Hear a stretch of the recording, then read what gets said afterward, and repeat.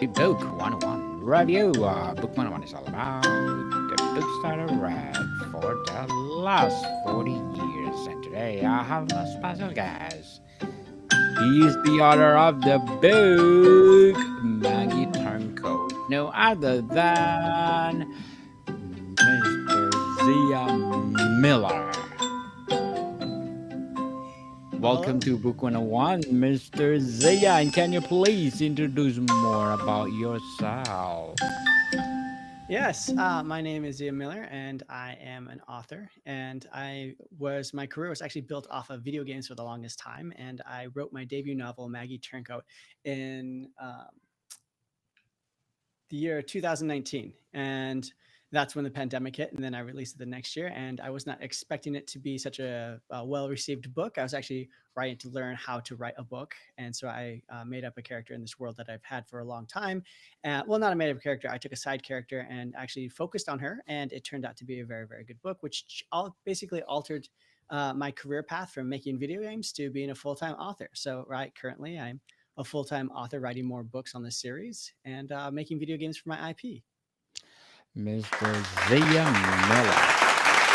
Thank you so much for sharing your debut book to the world. So, can you describe who Maggie Turncoat and is what makes her compelling protagonist? Yeah, so Maggie Turncoat is essentially a character whose family supported a specific person into power, the queen. And they believed in her and they basically rooted for her the whole time. And when the queen finally got into power, the queen started doing a little bit more treacherous things. And just like most politicians, they make promises. And then when they get into power, they change who they are. So Maggie then realizes that the queen is nothing what they supported, and the queen does kill Maggie's father. So Maggie becomes the turncoat her father was accused of being. So her father gets killed for being a traitor when he was really just a loyal servant. And she becomes the traitor he was accused of being and essentially takes on this journey where she has to go against the once organization that she supported. So since she supported the Queen of Power, she now has to be the thing that brings the Queen down. And essentially, there's a little bit of magic here. There's some plot twists, but the overall theme is essentially she has this coat. It's not really a spoiler to say this because it's all throughout the book that when you turn it inside out, she goes invisible, and so Yes. she's literally the turncoat. And she goes through and basically goes off this journey to undo what her and her family supported into power. So, Mr. Zia, can you tell us about the Kyrgyz reviews regarding your book? So I'll first start off saying that when I wrote this book, I wasn't really expecting to get a lot of positive reviews. I was looking to learn how to write correctly. So Maggie was a very interesting character within my world, and I focused on her and wrote a whole book about her, thinking that I would then continue on the series with the other main characters that I wanted to do. So when I submitted this to a bunch of critics and thinking, okay, they're going to rip me apart and let me know what I did wrong, so that way I can improve upon it and then write my next book.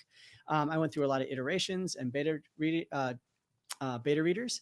I when I finally got it released and sent it to critics, every critic I sent it to actually loved it, and they reviewed it favorably. I got 5 stars out of 5 stars, 4 stars out of 4 stars, 3 stars out of 3 stars. I got the top from every critic, and I was actually very surprised. The most influential one was a professor from Yale who gave me a 5 star review. And when I was actually able to meet him and talk to him, I was like, oh, I see that out of 100 books that you've read, you've only given like 5 books 5 star reviews. And he goes, well, I actually was going to give your book a 4 star, but when I found out it was a debut novel, it was one of the best debut novels I've ever read. And so I overlooked your little mistakes for writing because he realizes that my other books that would probably come out will not have those same mistakes. So I definitely glad I put so much effort and thought into my debut novel to release it because it was a far bigger success than I ever anticipated it to be. And thank you. Congratulations, Mr. Zia Miller. Hoping for more and more and more novels to come. And what is the central conflict in the Empire of Change, and how does Maggie get caught up in it? So the center conflict is that the queen is now exerting her power in an evil way that they were actually trying to get the old king out from doing.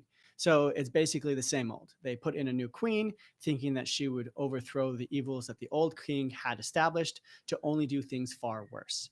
So the center conflict is essentially the people of the kingdom trying to come with the grips that they put someone into power that they don't necessarily agree with, and who's going to stand up against them and who's going to blindly support. So Maggie gets stuck in this world where she has to um, turn against her own people, the people she supported, into doing what's actually right and fighting against what she put into power.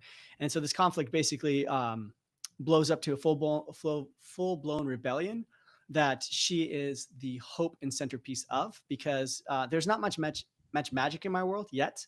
It's not so like this place where it's slowly coming back. It's the fact that there's certain technological advantages, and magic only does so much, but magical items really do a lot. And it's really hard to find a magical item. And she has this turncoat, this magical item that when you turn it inside out and right side out, you can go invisible, and be able to affect the world. And so with this magical item, she's able to be this person between two worlds. That's a theme a lot through the story, is going between two worlds, and she basically pushes this rebellion along to be able to overthrow what she once supported. So that's the main conflict and thing. So, how do you come up with the concept of the empire change and what does it symbolize? Um, so the concept originally, so I had this fantasy world I wanted to create since I was 12.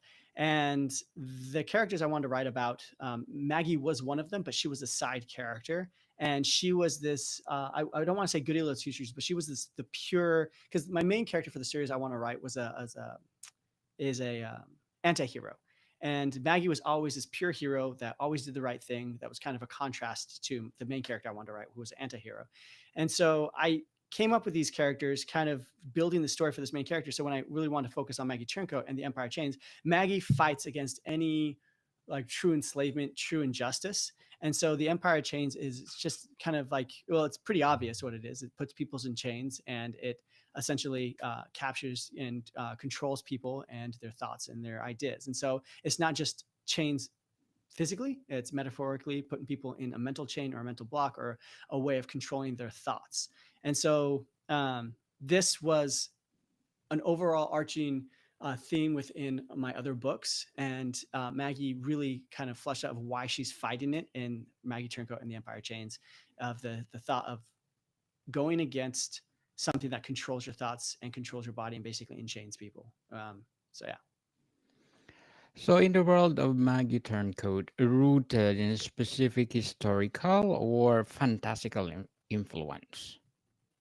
A very much of a mix of a both, because I love history. So it has some realism with technology from the 17th century, muskets, gas lamps, and then but fantasy, as there is slight hints of magic, and it's more of like a Game of Thrones esque type feel, where the magic is there. You don't know how it works. It's a little bit more superstitious. You can't quite hold on to it like a lot of other fantasy books, where they're like, oh, you can learn how to do magic, you can train in it, you can become more of a master of it.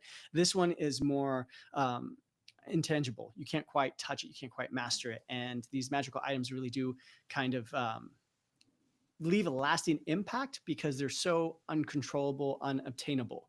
So, but most of the stuff in this world is very based on 17th century, realistically feeling world, where people use gas lamps, people use carts, people have to do things every day. Magic is not part of the daily use.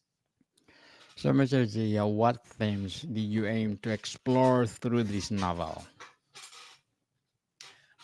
So like the main theme, being able to understand when someone's basically caught in ideology or caught in basically a momentum of their own beliefs and having to turn against that. That is one of the main themes, because that's what the character has to face. Is sometimes we create our own monsters. A lot through history, people create their own monsters. In fact, I was reading some history book just about someone who, oh yeah, how the Spanish were they created the Pirates of the Caribbean because they essentially created that all trade had to go through Spain before it went back to the Caribbean. So they were basically creating the Pirates of the Caribbean because people needed their own resources. And so the pirates had to basically take their own resources from ships that were being shipped back to Spain and back to the Caribbean to be able to do trade. And so the Spanish created their own enemies by creating certain laws and philosophies that just kind of amplified tensions in the region and created a need for an enemy to appear. And essentially, Maggie Turncoat has that same thing where she creates the monster she was trying to destroy at first, and then she realizes she needs to be able to stand against that. So that's one of the main themes that I've really tried to focus in this book. Not to demonize anybody or anything specific, because even as she starts going to do it again, she realizes some of the people supporting her are not good people. So even the people fighting against the queen, some of them, they're good, but some of them aren't. And so she has to be careful which one she gives power to, because if she gives power back to some other evil people, she never really solved the problem. She just passed it along. Certainly. So let's talk about Maggie's journeys in the full challenges. What was the most difficult scene to write and why? Oh, the most difficult scene. Give me a second to think about that, because um, since she was already a side character, I already knew so much about her that the book actually flowed very, very quickly. Most of the difficult stuff to write for her were the quiet moments. I think the most difficult scene was, I think it's chapter 14, chapter 15, I believe. It's 14 or 15, where she has to sit down at a tavern and talk to people about really boring topics to fill in motivations for some of the things that the different factions that are fighting the queen are doing. It was a really tough scene because people don't want dumps of information dumps. They don't. You have to be able to hide it in dialogue. You have to be able to hide it in a bunch of actions and just pace it very, very quickly. That chapter took me several times to iterate. Everyone from the beta readers told me I need to rework it until my final draft. Everyone said it worked great and they loved it. In fact, I was able to put a lot of characters in there, a lot of dynamics, a lot of intrigue just within the scene as the information is being spread back and forth. So building. So the action scenes came smoothly. The tension scenes came smoothly. A lot of the scenes came smoothly, but the one where it was really difficult was to make an info dump spread out so that it was intriguing and people didn't realize they were learning too much about the world within one chapter and too much about the motivations and plot lines. So, Mrs. Zia, did any real life experiences or people influence the characters in the story? Yes, actually, the face of the two people on the book are my niece and a friend, and so the Nice. the main the main character is inspired by my niece a little bit, not too much, but just the fact that my niece is a very good-hearted person, and she really does always she's always nice and she always tries to do the right thing and she's a very, very good person. I did break away from her personality when it comes to a lot of the aspects of it, but just the idea concept of someone who's naturally good, who naturally wants to be a good person, did come from my niece, and that is her face. I will be changing the face on the other covers and stuff like that as the book gets more popularity. I used it because I didn't think it was going to get too much traction. And now that I'm going to put out a new release, do an audiobook. I've had a lot of pressure to do the audiobook. So if it does begin to get a lot more attention, I will be changing the characters a little bit much, because the queen, my friend Monica, didn't really want attention at all. But she's a very sweet person, but she has the worst. How do I say this in the proper way? I'll just say the appropriate way is resting bitch face. She has something where it looks like she's mad all the time, and that's the Yes. actual term for it. But she's not. She's a very sweet person. So when I asked her, I was like, "Hey, can I use your face for my cover?" The first thing she said before yes or no, she goes, "I'm the villain, aren't I?" I was like, "No, yes, I'm maybe." the villain. So That's a good I was like, deal. so I was like, yeah. She's like, yeah, yeah, you can use my face. She's like, yeah. She's like, I have no problem with it. I mean, she's like, but if it blows up too much, because she did have a little faith in me. She's like, oh no, you have good stories. She's like, if you does blow up and you have to do a new cover, replace me with someone else once you get a budget, stuff like that. I was like, yeah, yeah, sure, I can do that. But yeah, so she inspired it, and that was a picture from her wedding day.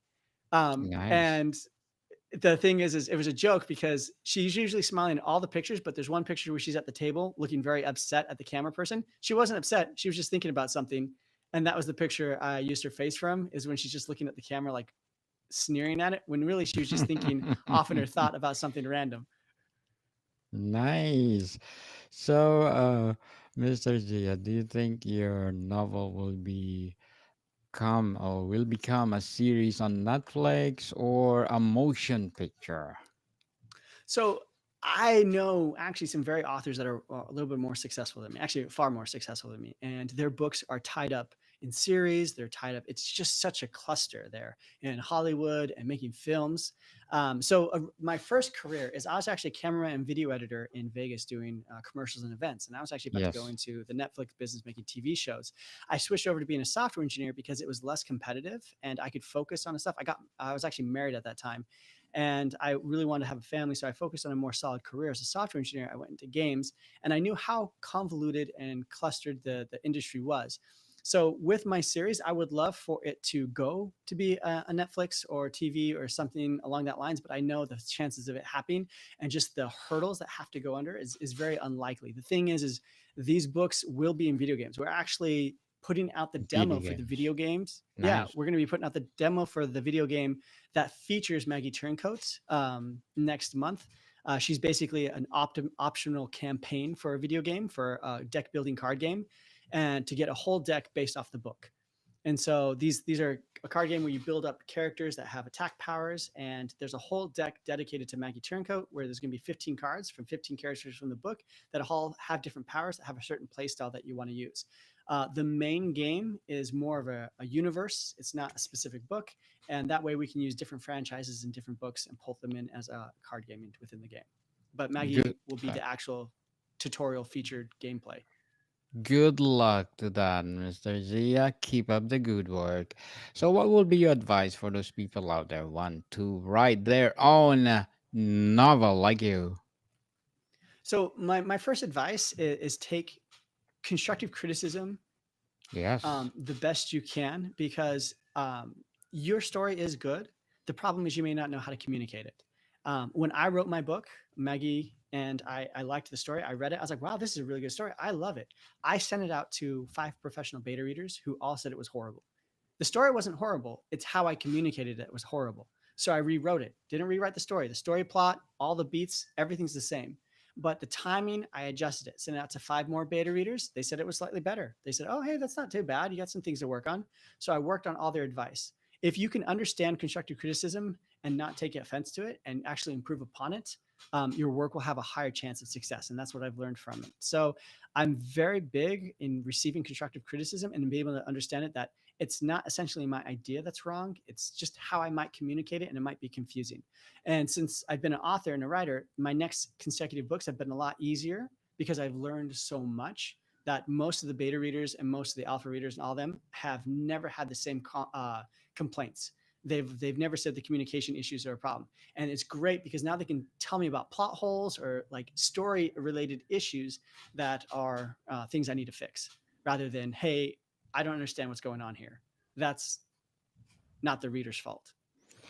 Thank you for your advice, Mr. Zia. And what will be your short term and long term goals as a writer, as well as an engineer or making games?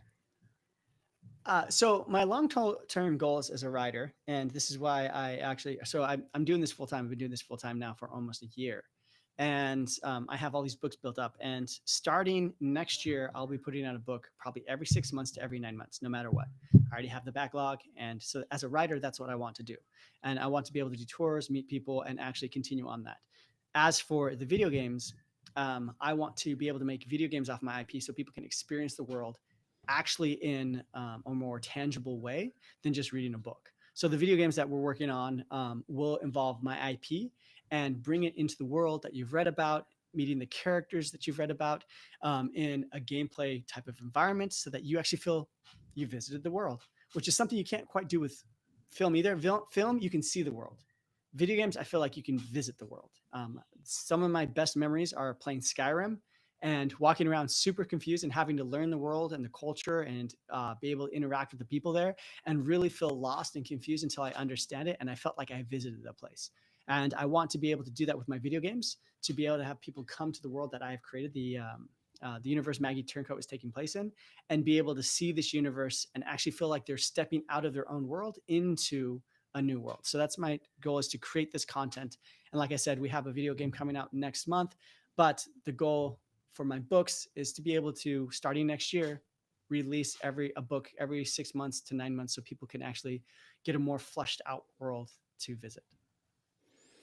Good luck to your goals, Mr. Sia, and looking forward for more and more and more empowering books as well as your video games. So, what kind of journey do you hope readers experience while reading your book?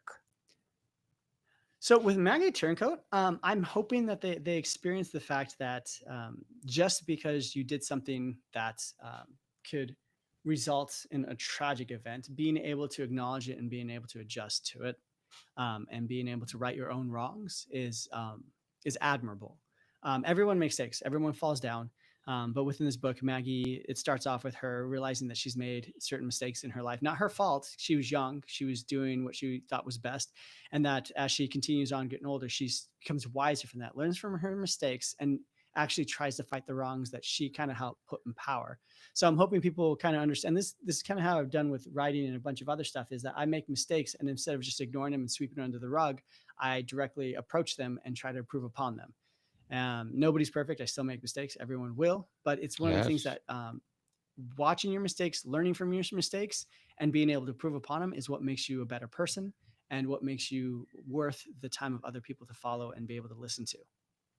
Certainly, totally agree, Mr. Sia. Don't afraid to commit mistake because mistake make you perfect in the future. So, what messages or questions do you hope linger with readers after they finish the book?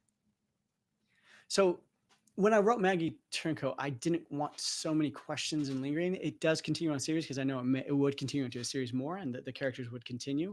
Yes. My next book actually leaves a lot of questions. So I have this next book coming out called Twin Souls of Nocklin, and it's essentially a twin dies in the womb, and the other twin pulls that soul into the body so it would live. So now this baby is raised with two souls of twins in one body, and they're trying to figure out who's the soul belonged to, who owns the body, all that stuff. And they first think they're just crazy. At 14, they find out they have two souls, and so they go on this journey to separate one of the souls.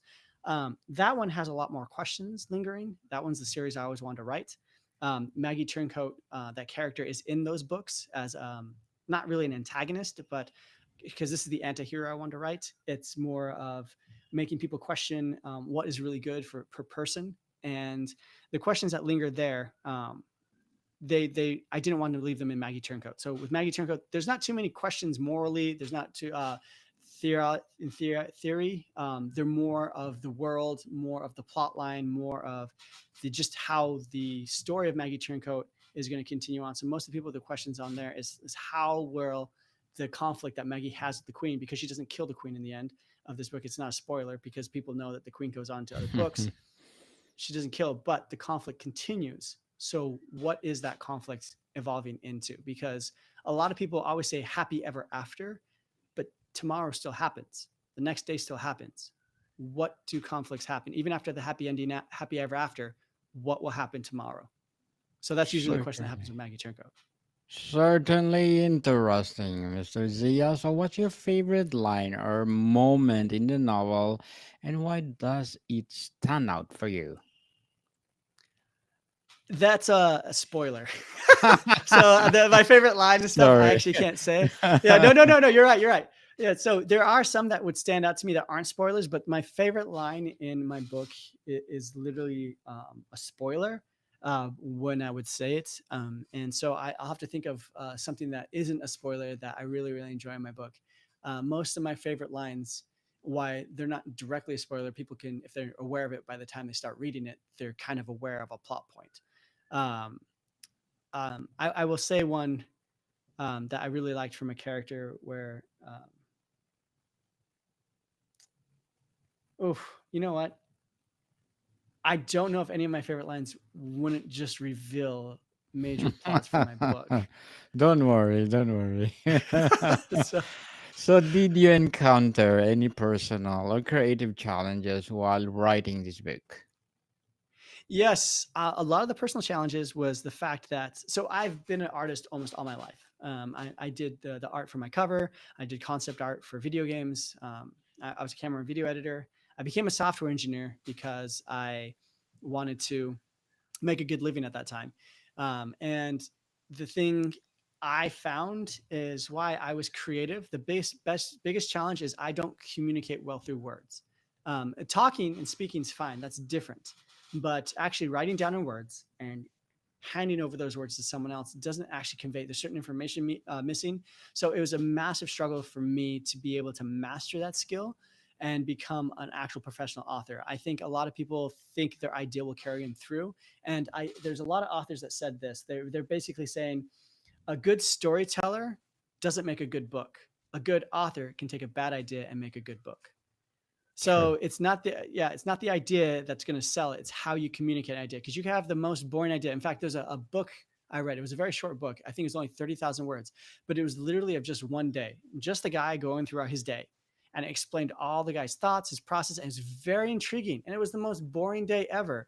But he basically was having a panic attack through that day and stressing over these little things. You could feel his stress just from a normal day. And the author did it very well, executed the whole 30,000 words perfectly. Yet I can hear great concepts. And when I read the book, I put it down after the first chapter because they're not communicating well enough for me to be able to be invested. So, yeah. So I think the Very well biggest said. challenge for me is to be able to communicate as an author, is communicating appropriately. Very well said, Mr. Sia. Very well said. So before we wrap up our discussion for today or tonight, both we are far, far away. So I'm inviting you to please do listen to my other podcast, Food 101, in each fifth season, people. Fifth season with Chef Alessandro, one of the specialty chef in one of the five-star hotel in downtown Toronto. Please do listen to our latest episode. We are reading our letter senders all over the world. So please do listen, Food 101, wherever you listen your podcast. So, Mr. Zia, what advice would Maggie Turncoat give to readers facing their own empires of chains? Don't be afraid to make mistakes and don't be afraid to fight the mistakes you make. Certainly. Again, Mr. Ziah Miller, looking forward for more and more and more. I hope sooner or later will be award-winning and best-selling novels. So can you please invite our listeners to support your book or your upcoming books too? Yeah, I'm looking forward to sharing this podcast. And thank you so much for having me on here. I've really enjoyed it. Yes, indeed. So where they can buy your book? So currently it's on Amazon, but we're re-releasing it in 3 months where it's going to be on a lot more channels and the audio version will be on Audible. So we're currently making the audio version and a bunch of other different versions that will be out there that will be more official. So yeah, we release it in 3 months. Awesome. Are you doing the audio itself? No, actually, I have two professional voice actors. Since there's so many characters in my book, I'll be having a male and female actor going through it. There'll be the main narrator, and then when the female voices kick in, I have a wonderful female actress who's going to be doing the voiceovers for that. So this will be done by two professional voice actors. Awesome. People, before I go, please do support my Book 101 review, Volume 1, Volume 2, Volume 3, available on Amazon as well on Audible. So please do support Book 101, Volume 1, Volume 2, and Volume 3. So, Mr. Zia, thank you so much for your time. Thank you so much, Daniel. Had Modicon a wonderful time. peoples, Modicon people, see you soon.